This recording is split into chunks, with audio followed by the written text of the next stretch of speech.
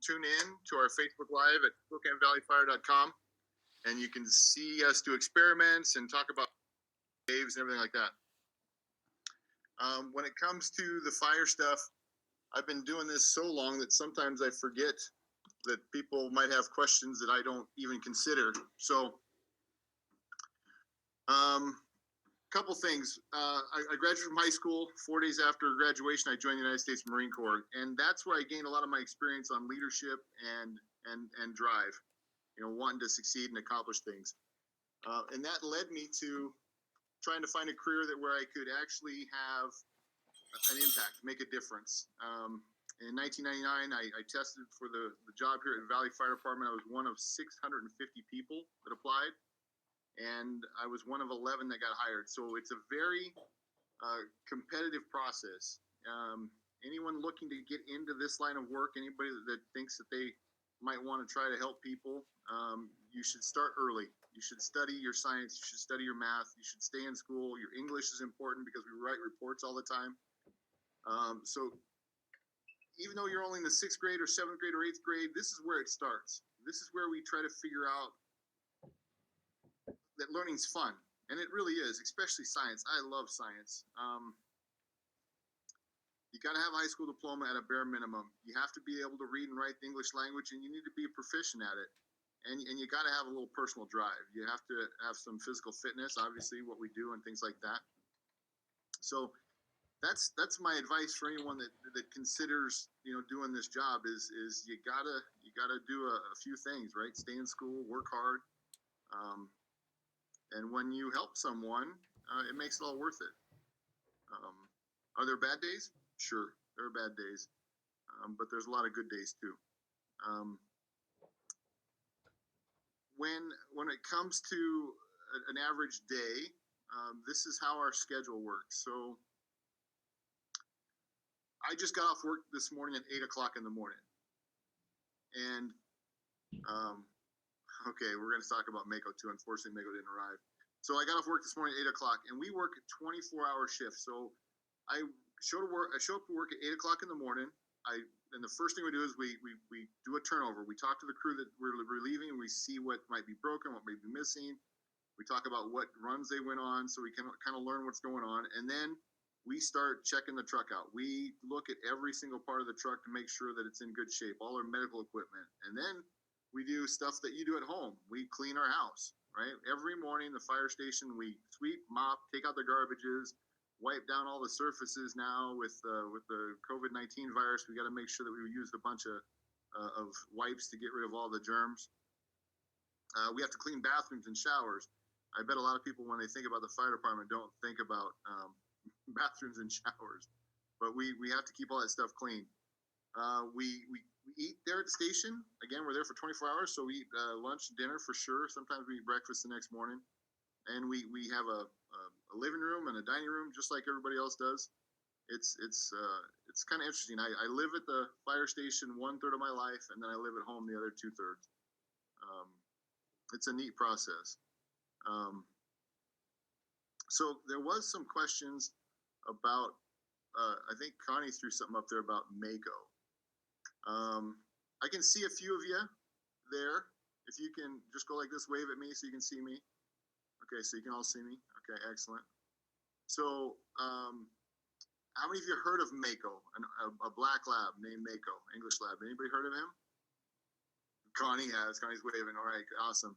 Okay, so here's what I'm hoping to do. Obviously, we couldn't bring Mako into the school this year, but next year my goal is to come and do my scientific method program for the 7th grade science classes. So hopefully next year you'll be able to see him.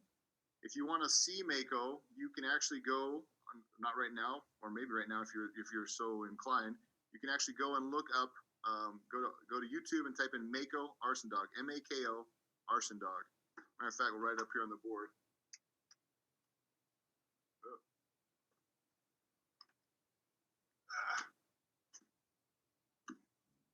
So his first name is M-A-K-O, and then put in Arson Dog.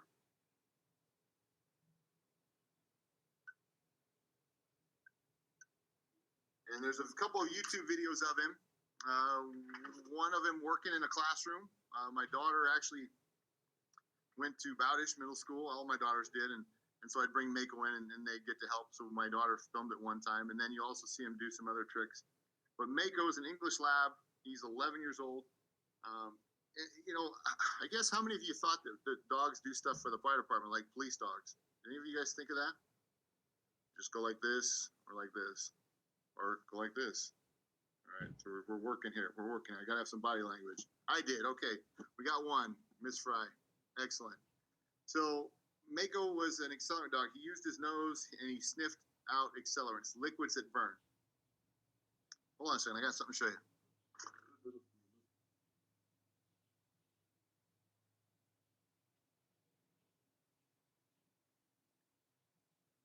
All right, remember I talked about that science class that we teach on Fridays, right? So here's an example. This is a little bit of a liquid right here. There's about 4 or 5 drops. If I were to put this in a room, Mako would take his nose and he would sniff around and he'd find it just like that. If you tune in on Fridays, you're going to be able to see us do some really crazy stuff with these test tubes. We light stuff on fire. We try to prove some theories. We do everything safe. We always have ways to put it out, extinguishers like that. If you guys want to tune in, that's awesome. If you want to do experiments at home, make sure you do it with your parents' consent. Make sure you have all the safety equipment, and make sure you follow the directions that I show you. All right. So Mako is absolutely 100% amazing dog. Love him to death. And I hope that we get a chance to come into the school next year and show him off a little bit. He just turned 11 years old. How many years is that in dog years? Anybody know? Is it that many per year?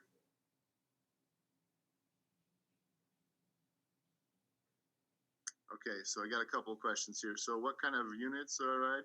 So I got 99 and 77. So those are the 2 answers I got. So we'll split the difference. We'll say he's 88 years old. So when I was working with Mako, I was working in investigations. My job was to go and find out what causes fires, and that required a whole bunch more classes. Yes, 11 times 7, 77. Okay, you guys are firing off some answers there, and I'm digging it. That means you're responding and paying attention. So we go and investigate fires together. He worked 200 scenes. He helped catch a lot of bad guys, and that's a good thing for our community. Here's another thing. So it's not just about being a firefighter and riding an engine. I work at Station 9. I ride on Engine 9. We have ladder trucks and rescue trucks, those types of things. But I was an investigator, and I actually went to the police academy. I learned how to arrest people. When I was an investigator, I was actually a police cop. Yes, he is ex-military. Oh, me or the dog? I'm ex-military, but the dog is all just a fire dog. You know what? Yeah, we were wanting to know what college you went to, and I said that you're ex-military. Well, I am ex-military, and you know what? I actually did get a degree in criminal justice from the community college. That's as far as I've gotten. I've been to several schools since I've gotten hired with the fire department. The police academy was one. The fire academy was another. I also went to a place called Emmitsburg, Maryland. It's the home of the National Fire Academy, and I've taken several courses back there that are all accredited. So there's lots of different ways, not just necessarily a college degree. You can do some amazing stuff, even if you don't have a degree. You just have to have some passion, some drive, and you have to be curious enough to ask questions. And I think you have to be humble enough to recognize that you don't know everything, whether you go to college or not. Being proactive in life, taking advantage of opportunities that you're given, I think is more important in some cases than a college degree. Determination, and I think those are the things I learned in the Marine Corps was determination. I'm gonna do what I set my mind to. Had a lot of fun in the Marines. Learned a lot, but that job's not always the easiest either. Sometimes they take you away from your family for a while. So this job definitely is not as hard to do, in my opinion. But we had a great time in me and Mako working together. He certainly is my buddy. What schools have you gone to? Excellent question. So here's the deal. I went to this one school one time. It was back at the National Fire Academy, and it was 2 weeks long, and we had to study every single night. So really, instead of it being like an 80-hour class, it turned out to be about a 120-hour class. And we learned every different aspect of fire dynamics and fire chemistry. We actually had to go and figure out how a fire would start in a room, what first fuel it would ignite, what second fuel would ignite, and how it would grow and spread and move from one room to the other. And then we had to photo document the entire room because we have to write reports, right? When we actually go to a fire scene, we look at what happened. But if we can't tell anybody how it happened, we pretty much didn't do our job. So we were required to write a full investigation report. Those reports can be anywhere from 5 pages to 40 pages, depending on the complexity of the investigation. And then we actually had to learn how to testify in court. They put us on a stand, and they had real attorneys ask us questions, and we had to show some confidence. So in this particular setting right now, it's actually a lot like being on a jury. I'm looking at all your faces. You can't see me doing this, but I look at every single one of you. You know, I can see when somebody scratches their head or when someone nods their, looks the other way, right? I see the Hunter, you got a glowing light that's going on back there. It looks like the cops are out in your front yard. So when being personable, learning how to do that is kind of important. So this class was phenomenal. I went to another class back there where I learned about how to present public education programs, where I learned how to come out and teach and try to prevent things from happening. Okay, so the ones of you that are on the experience here, I'm going to ask you a question. I'm going to ask you which one is better. There's going to be 2 words: proactive or reactive. Proactive or reactive. If you think proactive is better, raise your hand. All right, I'm seeing. Okay, I've got a couple answers here. Parker's saying proactive. Samuel's saying proactive. Quincy, he just put pro, loving it. Got a hand from a bunch of you. Hunters, everybody's doing good. So yeah, proactive is better, right? And so this class that I went to learn how to present programs was absolutely important, right? Because we can go and put fires out, and we do almost every other day, I would say. But it's much better to keep fires from happening, and learning how to teach and how to communicate those ideas to the public was an absolutely awesome class to be in. What's another class? Oh, I went to a class where I learned about electricity. I learned that copper is an excellent conductor because in its valence ring, the outer ring of the copper atom has 1 electron, and it shares it real easy. So I learned how electricity works. I learned how electricity can start fires. I learned how to not get shocked, which was probably a really good thing, right? They made us wire a house. So they actually tried to teach us how to be an electrician so that we knew how a fire could start. And so that's all part of the process. I've been to, I've got a stack of certificates like this. I mean, we go to training every year, multiple times a year. Here's another thing I do. Since I've kind of got a passion for investigations, I actually teach other firefighters how to do investigations. I've taught a total of 6 fire investigation classes in the state of Washington, and it's almost 300 people all around the state that I've taught how to do investigations. I also do fire inspections. You guys, when you're at school, you have all the smoke detectors and sprinkler systems and everything like that. You have escape plans, right? Well, you're supposed to have those at home too. Okay, so real quick, how many of you know for sure, 100%, that the smoke detector in your house will work? Right? Mine works. Mine, me. Okay, we got a couple of you. Me. Are you sure? Are you willing to bet your life on it? It goes off when the battery dies. Yeah, it does. Okay, I heard a no. Hey, you know what? Samuel, you said no, I'm not willing to bet my life. Adam, he said 50-50. Awesome. Here's what I would recommend you. I've got 10 smoke detectors. I change the batteries every 6 months like I'm supposed to. I don't bet my life on the smoke detector either. I make sure that I do things before I go to bed. I make sure that if my wife uses candles, I make sure they're out. If the heaters are on, I make sure they're off. I make sure that our doors are shut when we go to sleep. I'll make sure that the path for me to get out is clear. I make sure my daughter keeps her floor clear. So I do other things besides the smoke detector, right? They're amazing. If they work in your home, your chances of surviving a fire is absolutely incredible. The reality is, though, we need to do more than that, right? Yeah. When moms burn bread, okay, that happens too. I love that. How about when dads burn spaghetti? Huh? Right? Dads burn spaghetti. I burned spaghetti one time. It wasn't pretty. I don't know how you burn spaghetti, by the way. Anyway, so it's not just depending on that smoke detector, right? We test them. Oh, here's a question: how many times a month? I'm sorry. How often are you supposed to test smoke detectors? Anybody know? No water. That's how you burn spaghetti. Absolutely right, Adam. I love it. It's every 6 months, okay. Every week, once every 6 months. No, we change the batteries every 6 months, every 3 months, every 60 days, every 3 months. Boy, I'm really glad I'm talking to you guys today because you know what? You're supposed to check that every single month. Now, here's the question that I get all the time. Well, how do you test it? And before you say anything, Adam, Hunter, whoever you are out there typing in the digital world, you don't light something on fire to test it. Samuel got it right once a month with a ladder. No, you don't use a ladder either. So here's what you do. On every smoke detector, there's a button.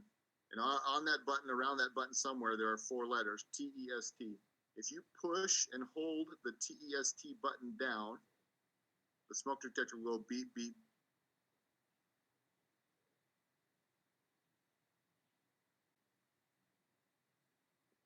Hey, Rick. Yeah, Rick froze. Hang on, you guys. You might have to leave and then come back. Hang on.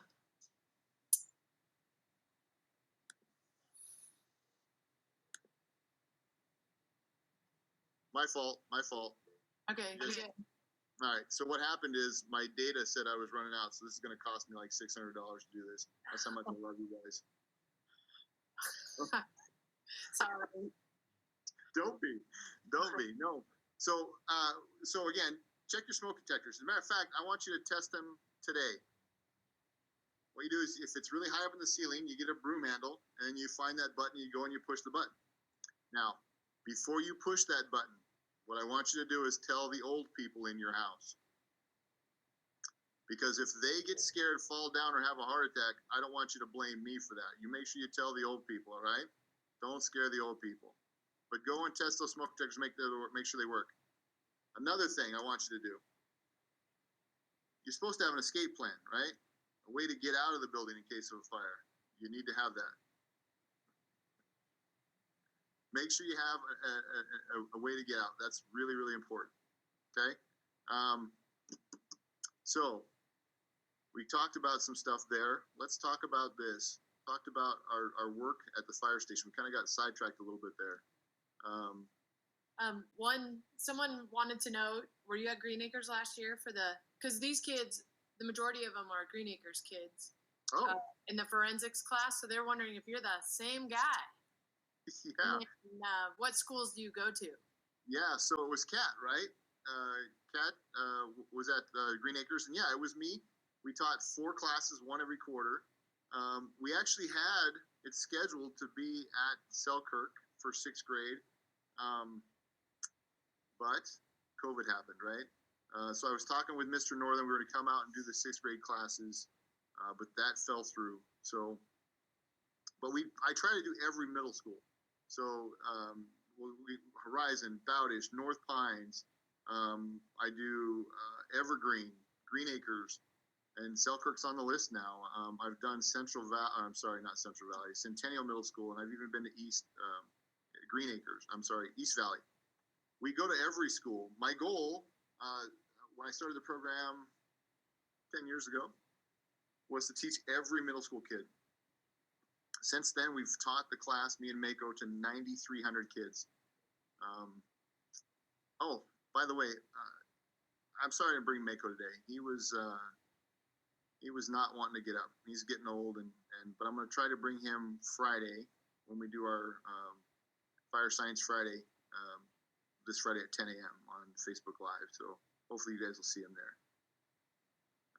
I was in Miss Bozo's class. Yes, absolutely. Who was that? Is anybody? Can I see him there? Samuel. Okay. Do you remember me, buddy? I probably made some funny jokes. Probably talked real weird.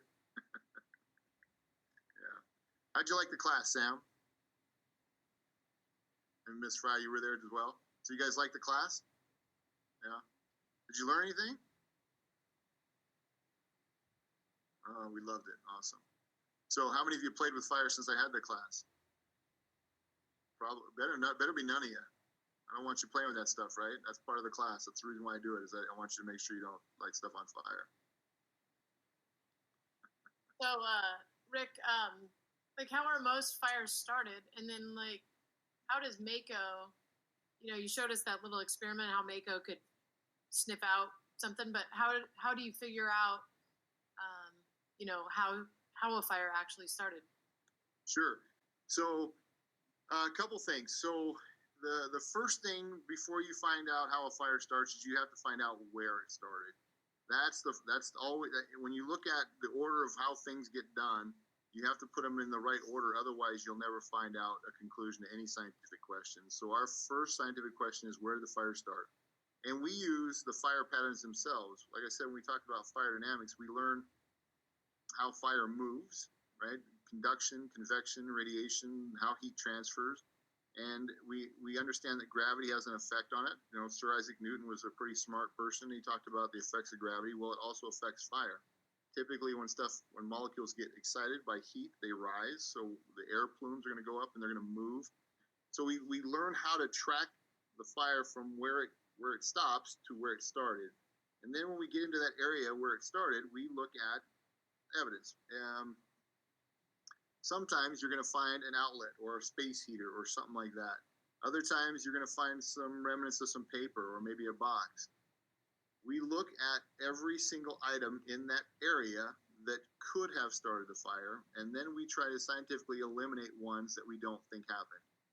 An example would be this. If you find a space heater where the fire started, but it wasn't plugged in, could it have started the fire? If there's no electricity to the heater, it really can't start a fire, right? So then we see, okay, the heater's there, but it didn't start the fire because it's not plugged in. So we take that out and we put it away. We don't want to think about that anymore. And then we get to a point where we come to Sherlock Holmes, Sir Arthur Conan Doyle, and I'm going to mess up this quote, but he says, when you eliminate the impossible, no matter what's left, no matter how improbable, it must be the truth. So the process of elimination is the cornerstone of science. And so that's exactly how we get to the point where we say these things could not have caused it. These things are left and they could have. What Mako does in a fire scene, after it's out, he uses his nose and he goes in, and just like you'd see a dog hunting birds or a dog on television looking for somebody lost, they will actually smell the molecules of fuel floating in the atmosphere, and they will find out where it came from. So again, they help us find out where it is, and they alert on a liquid that's flammable. Now, at that point, it takes some work from us as investigators. We look at it and say, all right, so Mako says there's something here. So we collect a sample, we take the burned debris, we place it into a container, we seal it, and then we send it out to a crime lab. As a matter of fact, in the state of Washington, there's several crime labs located all over the place. One of the best crime labs in the state is located in Cheney, Washington. And there are two chemists out there. One's name is Sherry, and the other one's Devin. And they're smarter than me. Go like this. They're a lot smarter than me. What they do is they take those samples that Mako found and they tell me what it is. I know that Mako's looking for liquids that burn, but there's a lot of different kinds. Nodding, I like that. So, example, if you have a garage and a lawnmower, more likely than not, there's a can of gas in the garage. If Mako alerts to that, it's supposed to be there. If you have rubbing alcohol in your medicine cabinet, that's a liquid that Mako will find. So these liquids might belong there, but where they are is going to be crucial. Like if it's on a couch, that's not okay, right? So Mako helps me find those liquids, but at that point, I have to do investigative work. I have to collect samples, and the crime lab tells me Is it this, this, or this?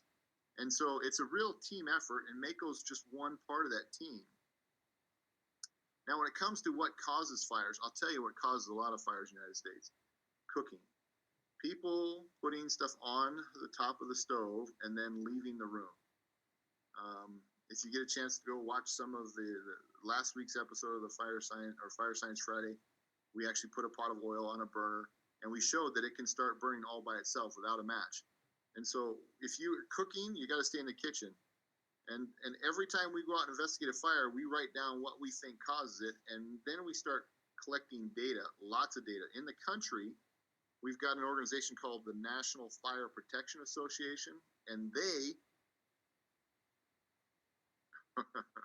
all right, bud. They take all that information and they compile it, and they tell us things like cooking's a big problem, candles is a problem. We have some electrical problems out there. They also tell us that 1 out of 3 fires that are started on purpose in the United States are started by someone with the ages of 10 and 14 years old. 10 and 14. How many of you knew that? 10 and 14. People starting fires. Honestly, I've been doing this a long time, 15 years now, and I've talked to a lot of them, a lot of kids that age. And so that's one of the reasons why I teach in middle school. I try to make sure that you kids know that it's a bad thing to do. As a matter of fact, numbers-wise, let's talk about numbers. There's about 50,000 fires that are started outside every year by this age group, and about 19,000 inside. That's a lot of fires. About $3 billion worth of damage. B with a billion. And there's about 300 people that die every year because of it. So those numbers that NFPA collects, those causes, we can use those as part of our information when we try to figure out how a fire started. Is it possible that a 3-year-old can use a lighter and start a fire? If you've had my class with Kat Bozo, you know that it is possible for a 3-year-old to start a fire. So we learn these things to help spread the word. Make sure that if you have little brothers and sisters, you guys, because you're older, smarter, taller, right, have more common sense, you guys help the old people keep those lighters away from kids.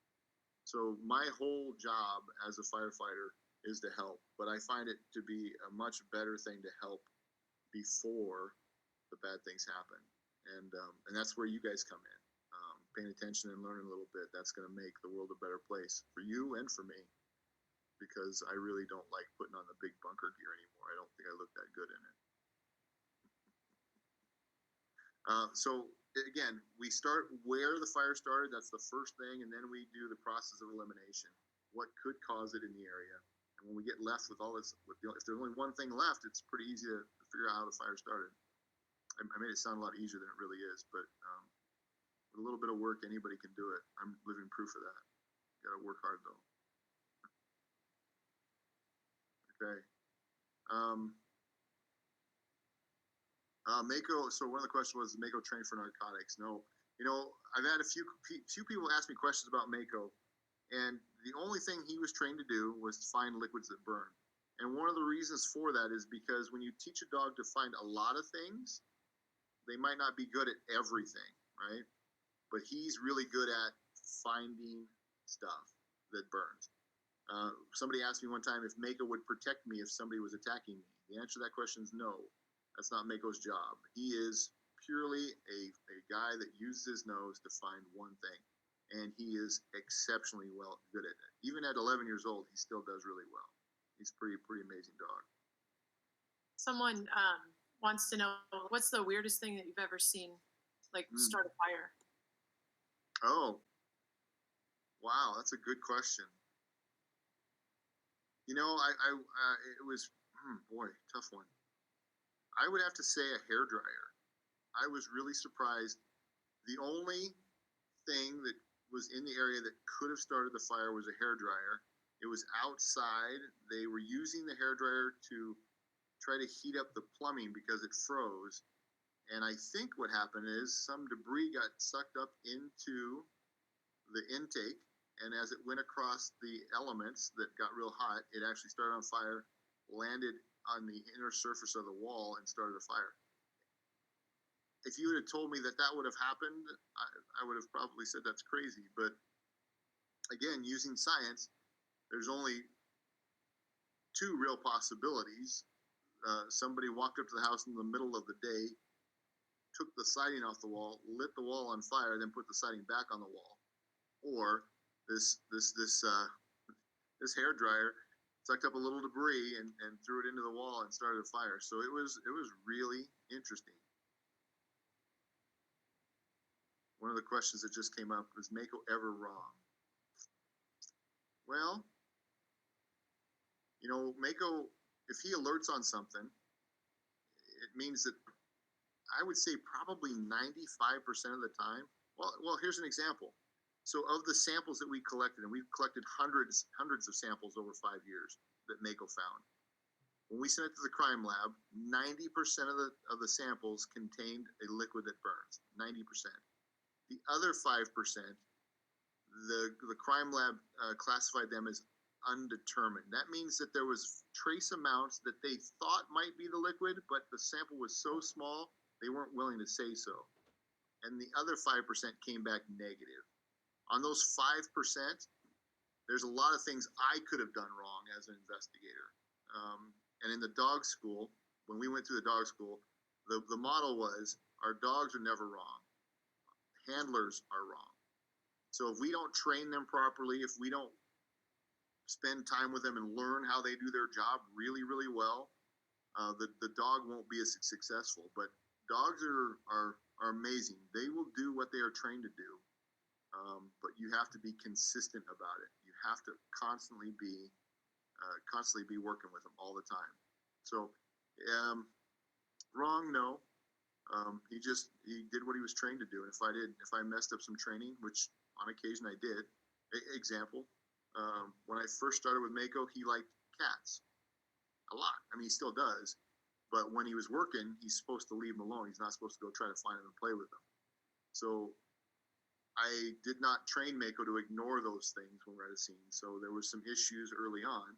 And so I had to go to my vet that took care of Mako, and I had to ask him that if you ever do a surgery on a cat and you have to shave the cat, can you save the hair? This is where it might get a little gross. But we saved the hair, and we'd put the hair down in the area where we trained. And when Mako went to smell the hair, we would tell him to leave it alone and get back to work. So we were able to take that problem that Mako, or that distraction that Mako had, and we were able to eliminate that. And so just to reinforce that concept, the dog's not wrong. The dog just hasn't been trained right. And so it's always the handler's problem. That's gross, but smart, right? Right? How else are you going to train it, right? You got to tell the dog what not to look for. That was something that I think surprised a lot of people. It wasn't just training them what to find, but it was training them what not to find, not to play with. It was a constant game of trying to figure it out and keep him engaged and keep him excited about doing his job. Had a lot of fun. There was somebody asked something about the military. I think I kind of quickly scanned up there. I missed it a little bit. So let's what do you think? We think we want to just try to answer a few questions and. Well, one question I have is like in your job, Rick, to make yourself better or your coworkers like to improve at what they do. How do you guys use feedback and reflection to improve? Oh, well, you know, one of the biggest things we do, if you've ever seen a fire in your neighborhood and a bunch of fire trucks, once the fire's out, once we've controlled everything and the hazard's been mitigated or stopped, we will actually, we call it a round table. All the crews that were on the scene, they will get together, they'll stand in a big circle, and we'll go step by step through the process. Okay, so engine 9 arrived first on scene. They'll say, Captain, what'd you find, or what'd you see? He said, and they will walk through the process. The chiefs, a battalion chief will be there, and all the captains and all the firefighters, and that's the point where we start doing that reflection. Like, okay, well, the hose didn't come off the truck really well, or the back door was locked and we had trouble getting in. And so we'll look at areas where we didn't do as well as we wish we could have, and then we will focus on our training plan. Every shift in every station, something is done to make to do better at our job. An example, yesterday we were trying to figure out how much water, on a typical fire truck, there's 500 gallons of water. So we wanted to know, well, how much water does it take just to fill the hose? And so we did some math. And you guys probably know this already, but pi r squared times height or length will tell you how much water is in a hose. So we were figuring this stuff out. In a typical 2.5-inch hose, just to fill it up, not put any water on the fire, takes 52 gallons of water. So that's 10% of the water supply that we have on our truck. 1.75-inch line is 25 gallons that takes just to fill up the hose. That's water that will not go onto the fire. So we need to keep those things in mind. So every time we go to a fire scene, every time, and even after some medical calls, especially ones that are very complex and challenging, we will talk to each other as a crew and we will evaluate each other. And you know, I've said it many times. Okay, I kind of goofed that one up. That's on me. I'll learn from that. It's not any time in life where you have a situation where you make a decision, it really does pay dividends. It makes complete sense to truly reflect on what that decision, what that outcome was, and always learn from things. It's much better to learn from other people's mistakes than yours. So being diligent and paying attention to what's going on around you is important. Far less painful if you don't do things that other people do. But life is about, it really is about learning lessons through experiences. And so just our job, we focus quite a bit on looking at after every major incident, what happened, what went wrong, what went better. With the COVID-19 outbreak, the first time we went to a call, it's like, okay, everybody puts on the gown and everybody goes in the house. And then we quickly realized, well, that's not practical. Everybody can't put on all the gear every time. We'll run out of gear. So then we decided, okay, so we'll do some checks before we decide to commit everyone in the crew. So now we go, one person gets all gowned up with all the gear on, the mask, the face shields, everything, and they'll go in and they'll evaluate the patient. If the patient can come outside, we actually have a chair that we carry with us. So we bring a chair out, we fold it out, and we bring the patient outside to us, so we can work in an environment that's less likely to get us contaminated.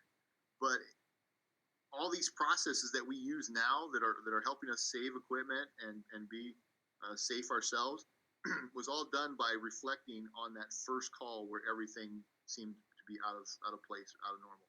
So it really is about understanding and evaluating every process to make it better for the patients that we deal with, our people that work on the trucks, and the citizens out there in the community. We want to make sure that we do a good job for everybody. It's constantly evaluating. That was a great question. That kind of plays into the same, like your guys' job is life and death, because if you don't work together, that could have a negative impact. So can you speak to like how communication, collaboration, and being accountable for your role when it comes to like whether it's saving someone or putting out a fire? How do all those different soft skills play a role in firefighting? Right. So a couple things. First thing is human beings aren't meant to do stuff alone. I believe that we are a social pack, just like dogs. That's why we get along so well. And so we have to have that interaction, that communication between each other. As the fire department is structured and built, it is about teamwork. There isn't one guy that puts out a fire at a house, right? The engineer who runs the truck, it's his responsibility to make sure there's enough water in the hose. The captain that's there, it's his job to make sure there's no one in the house. The firefighter, like myself, it's my job to get the hose off the truck. It's my job to lay it to the particular spot. I've got to constantly be listening to the commands of the captain, and we take it seriously, because it's not no one's going to get through this life alone, right? And this job is the same way. You have to be a person that's willing to take a little criticism. You have to be a person that's willing to give a little criticism. It has to be constructive. You have to be willing to follow an order. You have to understand and trust that the person in front of you that's leading has your best interests at heart. So we do all kinds of training that's geared towards making sure we work effectively as a team. We call them company performance standards.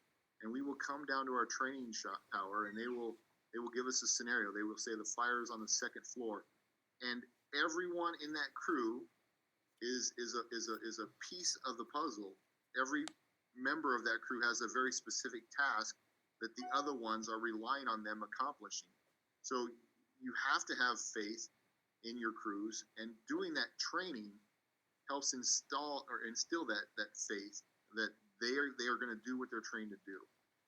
In CPR, when we're doing compressions, when we're trying to save someone's life from heart disease or from a heart attack, we want to do 100 compressions a minute. We want to push up and down 100 times a minute.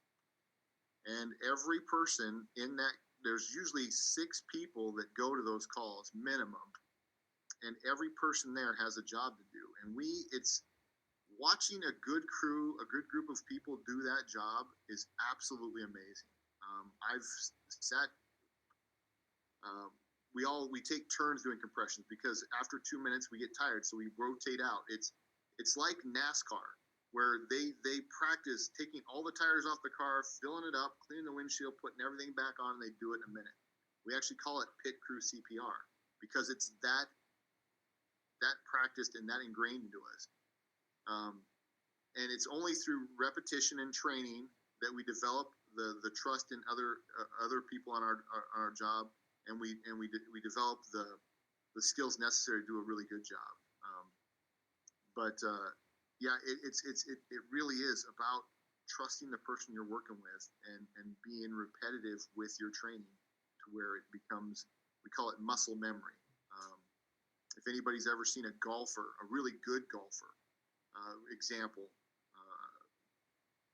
pick a golfer, we'll say Tiger Woods.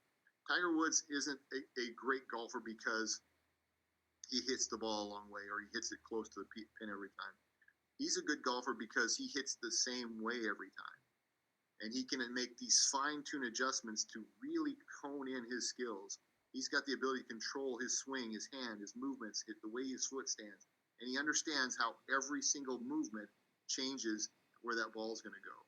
And so because he's done it so many times and he's done it the same way every time, he gets really good at it. And that's that muscle memory thing where we have to work together, trust in each other, and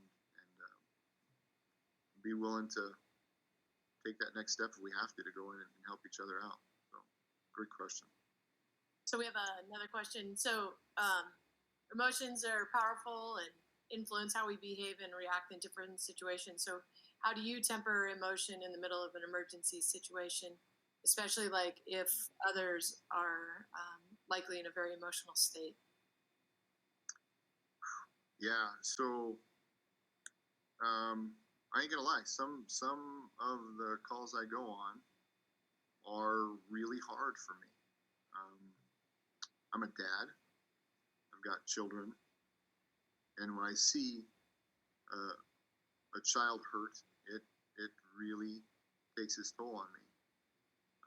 I think some of it, how I deal with it on the scene, is actually Marine Corps training. We are taught to accomplish the mission. There's going to be people hurt. There's going to be people killed. We have to do our job. And afterwards is when we cry for them, or we would mourn them. So when I go to a call, car wrecks are horrible for me. Hate them. As we're driving to the scene, dispatch will give us an update. They will tell us what they think is there. And I prepare myself mentally. I think about the process. I think about what I'm supposed to do before I get there.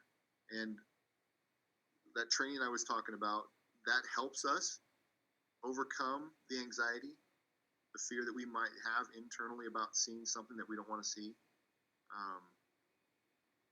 And then walking through the process before I even get there. Okay, car over on its top. Okay, so we need to secure the car. So we're gonna have to make sure we put chocks underneath so it doesn't fall over one way or the other. So I'm walking through the process. I'm telling myself what I'm going to do before I get there. If it's someone having a heart attack, again, before we even stop the truck in front of the house, I will tell myself, I'm getting out of the truck, I'm grabbing this, this, and this, and I'm going inside. If I see the patient, I'm going to pick them up and put them in a place where we can work them.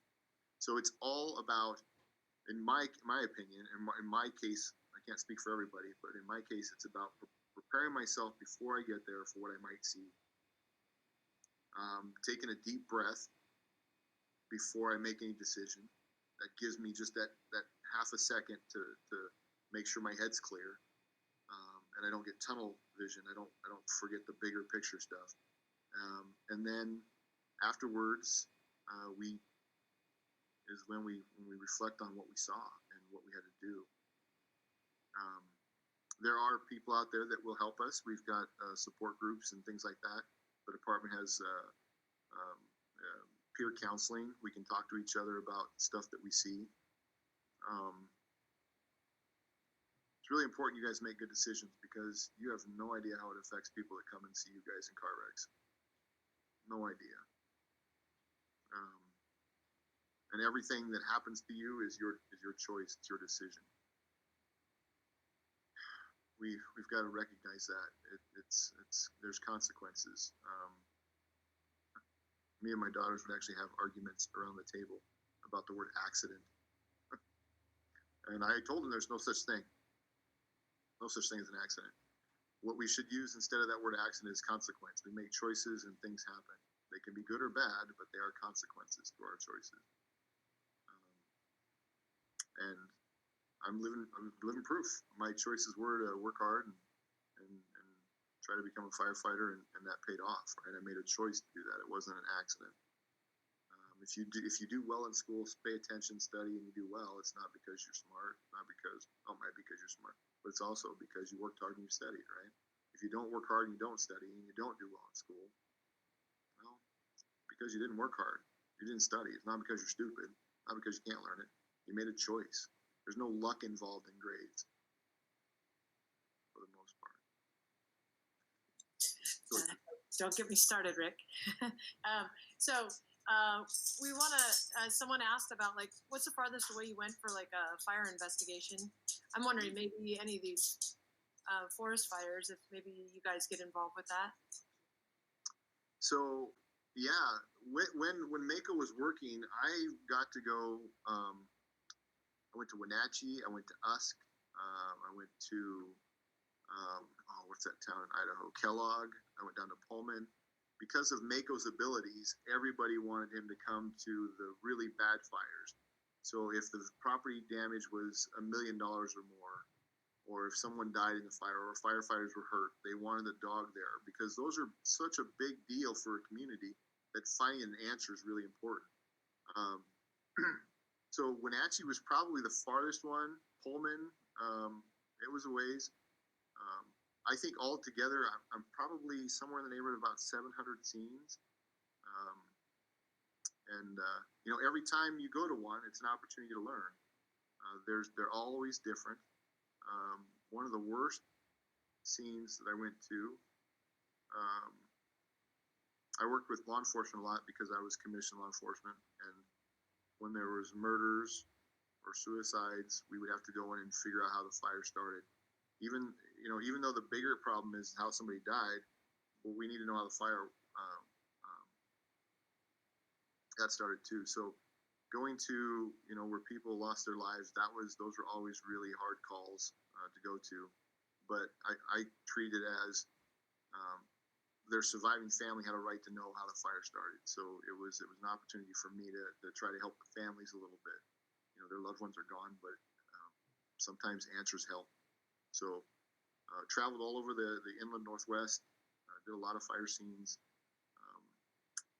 Really was an amazing experience, amazing time to be able to help people get answers.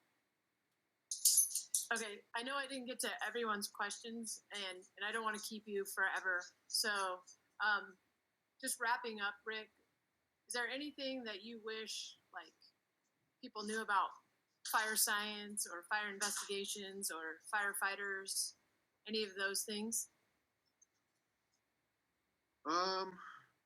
Well, I guess what I would say is, by and large, our community really does want to help. But we're just people like anybody else. You know, we can only do so much.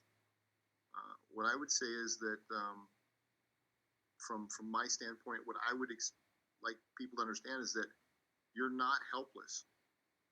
You have, first of all, the opportunity to make a choice, and then second of all, if the choice goes bad, there are things you can do to try to make the situation better before we get there. Example, knowing CPR, understanding what the signs and symptoms of a heart attack.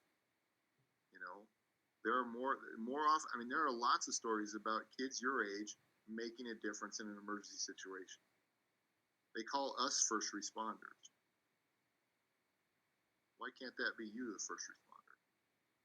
If you know how to do the Heimlich maneuver when somebody's choking, you know how to do CPR, you understand what the signs and symptoms of strokes are. Maybe your grandfather or grandmother or mom or dad is having a stroke. Knowing what to do, call 911. Take that deep breath and try to make the problem better. Obviously, I don't want you to run into a burning building, but there are things we can do as a society to help, right? An Air Force general talked about there's basically three different kinds of people on the planet. He referred to them as animals, four-legged animals. He said there are sheep, there are sheepdogs, and there are wolves. The wolves are the bad people out there. The sheepdogs are the ones that protect the sheep from the wolves. We got to ask ourselves, what kind of animal do we want to be? Hopefully not a wolf. Hopefully not a sheep. We want to be sheepdogs. We want to be on guard. We want to try to make a difference. We want to understand how to perform first aid. We want to understand how to make sure we know our address. So when if we have to call 911, we want to practice our escape drills. We want to be proactive. You guys all said proactive was better. All of you said that. Now you got to ask yourself if you meant it. It's your choice. Thanks, Rick. I know we didn't get to everyone's question, but is there a way they can reach out to you if they have some questions? Sure. Can you go ahead and give them that contact info? Yeah, let's do. How do I want to do this? Or if they want to join your Fridays, we want them to join their Friday, your Friday fire science thing too. Yes, I'd love them to join that. They can go back and look at the old episodes. Connie, would you be willing to collect questions? And then Sure. you have my email? Yeah. Would that be okay? Yeah. Yeah, that would work.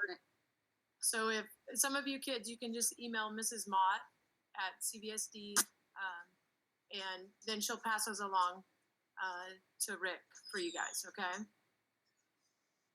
And then, Rick, we're going to just wrap it up. Thank you so much for your time and your service. We appreciate you and your crew. We appreciate your time today, and I'm glad we were able to make this work. Well, I'm sorry about my inability to operate a machine. You're not the only one.